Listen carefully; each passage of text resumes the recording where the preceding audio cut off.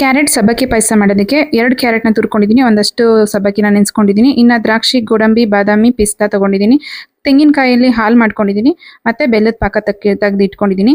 ಮತ್ತು 2 ಲವಂಗನ ತೊಗೊಂಡಿದ್ದೀನಿ, ಏಲಕ್ಕಿ ಕಾಯಿ ಪುಡಿ ತೊಗೊಂಡಿದ್ದೀನಿ. ಒಂದು ತಪ್ಪಲೆಗೆ ತುಪ್ಪ ಹಾಕ್ಬಿಟ್ಟು ದ್ರಾಕ್ಷಿ ಗೋಡಂಬಿ ಹಾಕಿ ಅದನ್ನು ಹುರ್ಕೊಳ್ಳೋದು. ಅದಾದಮೇಲೆ ತುರ್ತಿರೋಂಥ ಕ್ಯಾರೆಟ್ನ ಹಾಕ್ಬಿಟ್ಟು ಅದನ್ನು ಕೂಡ ತುಪ್ಪದಲ್ಲಿ ಹುರ್ಕೊಂಡು ನೆನೆಸಿದಂಥ ಒಂದು 3 ಅವರ್ ನೆನೆಸಿದೆ ಅಂತ ಸಬ್ಬಕ್ಕಿನ ಹಾಕ್ತಾ ಇದ್ದೀನಿ.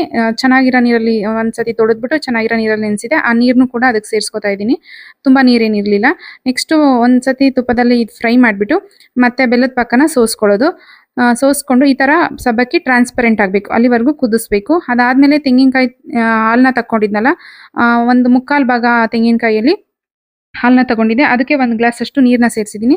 ಇದಕ್ಕೆ ಏಲಕ್ಕಿ ಪುಡಿ ಮತ್ತು ಸಣ್ಣಗೆ ಕಟ್ ಮಾಡಿದಂಥ ಬಾದಾಮಿ ಮತ್ತು ಪಿಸ್ತಾ ಹಾಕ್ಬಿಟ್ಟು ಕುದಿಸೋದು. ಟೇಸ್ಟಿ ಮತ್ತು ಹೆಲ್ತಿಯಾದ ಸಬ್ಬಕ್ಕಿ ಕ್ಯಾರೆಟ್ ಪಾಯಸ ರೆಡಿ ಆಯಿತು. ನೀವು ಟ್ರೈ ಮಾಡಿ ಕಮೆಂಟ್